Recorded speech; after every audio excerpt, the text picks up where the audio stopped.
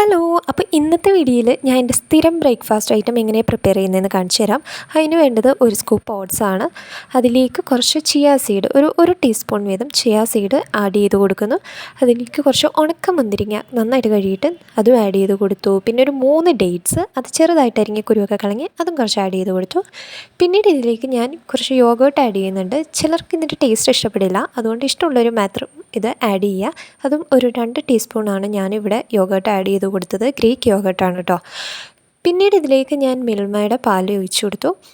പാൽ ഏത് വേണേലും ഒഴിക്കാം, നിങ്ങളുടെ ഇഷ്ടം. എനിക്ക് അവൈലബിൾ ആയിട്ടുള്ള പാൽ ഇതാണ്, അതുകൊണ്ടാണ് ഞാനത് ഒഴിച്ചത്.